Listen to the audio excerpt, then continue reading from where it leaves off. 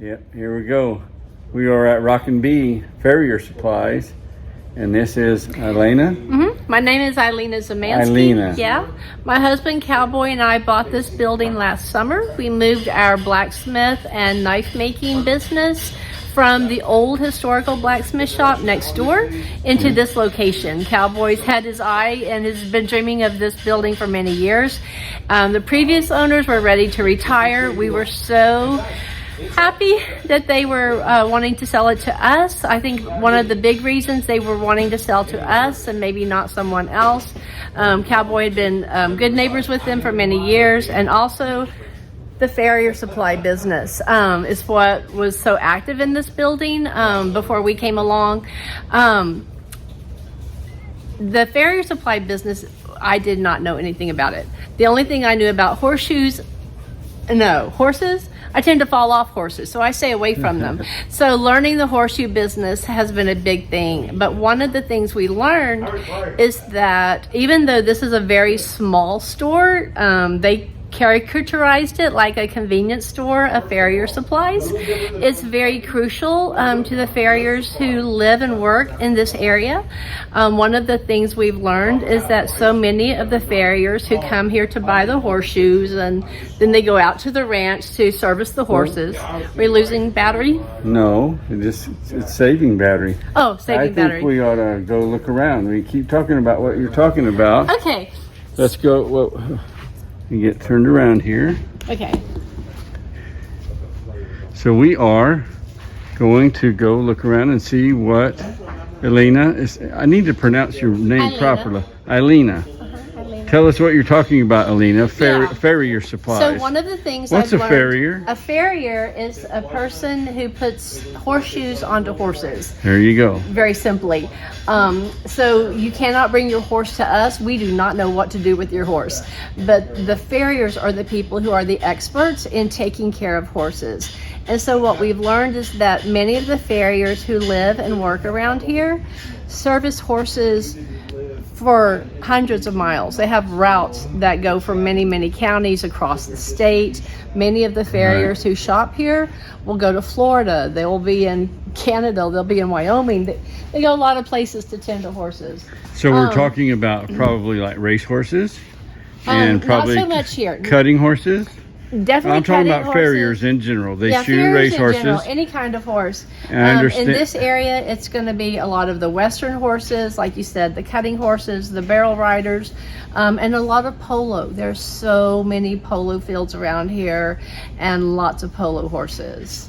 And a lot of ranches around here. Lots Actual of cowboys ranches. that work cattle, that rodeo, roping horses. That's a big deal. So there are a lot of different types of horses that require different types of shoes for different reasons. And so you can think of, I compare it to the shoes in your own closet. Right. In your closet, you've got your sneakers, you've got your high heels, you've got your boots, you've got, horses do too.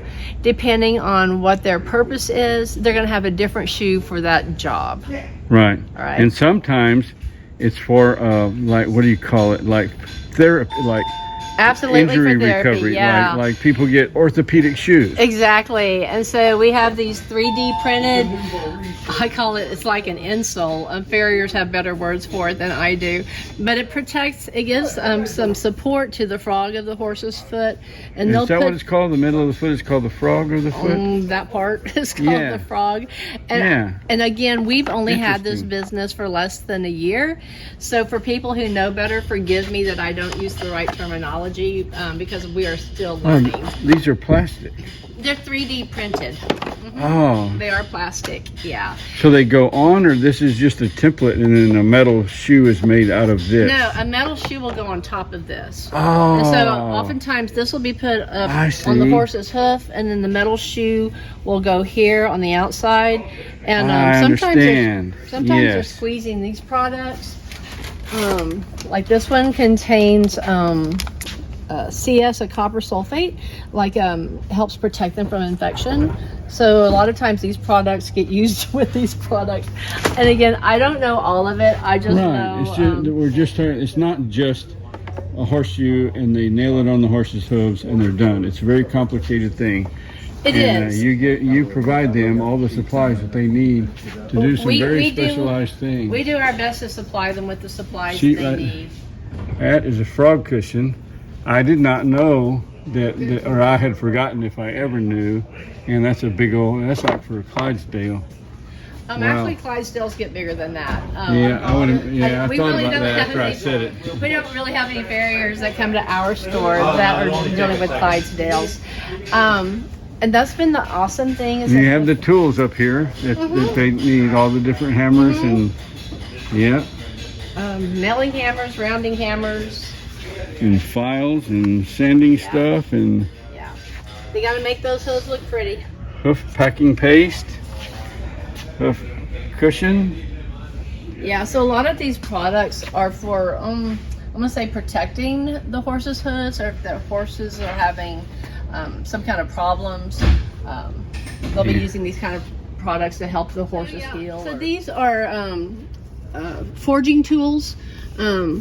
Forging tools. Oh, I saw this. I thought it was a file. No, so this is for like punching like a lot of farriers will make their own horseshoes, and so they have to punch a nail hole into it. Yeah. So they can use that to punch. Over here we have files. Okay. And so my uncle is a farrier, and I see him use a file many times. The farrier's rasps. Or like a hasp. Yeah, hasp. Rasps and files. So the people who shop here with us have been so patient and so nice to us about teaching us why they like certain products. Yeah. We learned that they love Top Sharp when it's super hot and dry outside, because the horse's hooves get really hard when it's really dry outside. Yeah. And they're looking for that. These are probably my most popular sellers right here. And again, every farrier has their preference. There are some guys that, man, they love that dark horse more than anything, and it's back ordered, and I'm waiting for it to come in again. So it's been some challenges. They have their preferred brands, and they've got different preferred products. brands that they absolutely love. I've learned that different sizes of nails go into different sizes of shoes. Yeah. Some of them like nails that are copper coated, some like nails that are steel. So again, they all have different preferences, and then a lot of it depends on the purpose of what kind of shoe they're putting on it. So what are we looking at here? These dark gray These are steel shoes. Steel shoes, okay. Cowboy country. And you see all different sizes. Just like us, horses have different sizes and shapes of feet.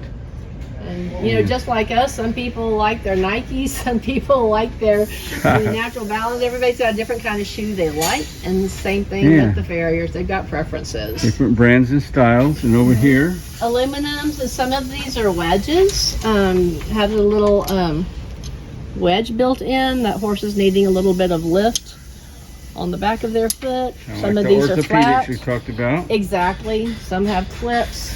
Different degrees of wedge, 2 degree, 3 degree. Yeah. Yep. And what do we have over here? They're even a different color. So these are also some more steels. These down here are generally referred to as sliders. And so this is those reining horses, the cowboys out there who are throwing ropes around cows.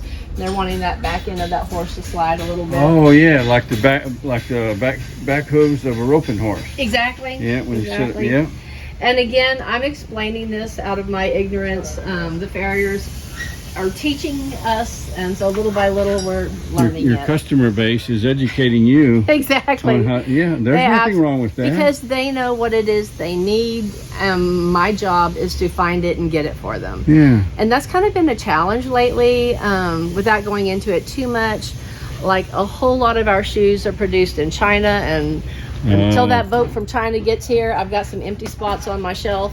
A lot of these Vet Tech products are produced in Holland, and right now there's kind of a shortage of those, and until that boat crosses the ocean, we're doing what we can to keep I find that really sad that there aren't horseshoes made in the United States of America. And so there are some of these brands are made in the U.S. We can see some American flags here. Yeah. But you know, just like our knife steel is all coming from across the ocean, I don't know if they're getting steel in the United States or if they're having to import steel in order to manufacture here. Yeah. I just don't know. but I know that there's definitely been some challenges of trying to keep certain things on the shelf. You have customers that you need to take care of, so you got to do what you got to do, right? I shop wherever I can shop, trying to keep the shelves full. Let's keep moving here. We got a whole bunch more horseshoes over here. Yeah, when we bought the shop, Got knife making going on over they here. had horseshoes like across the whole area, like where we have all of our forging and knife making. Yep. So my husband built those racks where we could display the horseshoes more vertically and have more shoes in a smaller amount of space. Yeah. But we've added 1, 2, 3, 4. We've added a whole lot more lines of shoes since we bought the place at the request of our customers. And we're really wishing we had built more of those racks. Yeah. Wow, there are a lot more styles of horseshoes than I even knew of. Yeah, and again, this is not like an everyday shoe. My understanding is a shoe like that is that horse is having special issues, that they're needing some support in their frog. So. And I was asking you the other day about, we have down here some leather pads, and there's a purpose for these. This comes out of Kentucky. And so the leather, what they tell me is that when the horses are on trail rides, especially conditions that might have a rocky surface, that they'll put the leather pad up next to the hoof and then put the metal horseshoe on the outside of it. And that helps protect their hoof from a rocky terrain. Right, because the right size rock, that frog, it can hobble a horse. Yeah, it and they're out of service for a while. And so even the leather, there's thin, there's thick, and some of the leather has, and I don't even know why, but they have this more durable, rubbery surface on it. That feels almost like a traction or something. Yeah, like traction. And some of them have a wedge to it. Yeah. So interesting. I know the shoes in my closet are not that fancy, but apparently the horses have very specific needs.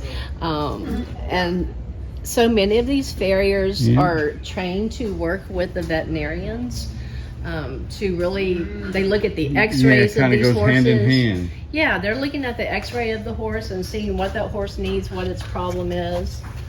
So these are tools for a farrier? Yeah, they are. For clipping hooves? Yeah, nippers are for clipping hooves. I compare it to like fingernail clippers. Yeah. And again, there are so many different kinds. And some of the farriers have explained to me, you know, depending on the size of horse they're working on, like how big that hoof is, will determine which type of nipper they want. They don't need a nipper that's too big for getting around. These are the horseshoe knives. Right. Excuse me a minute. We're cleaning out the hoof. Hey guys. They've got you. Okay, thank you.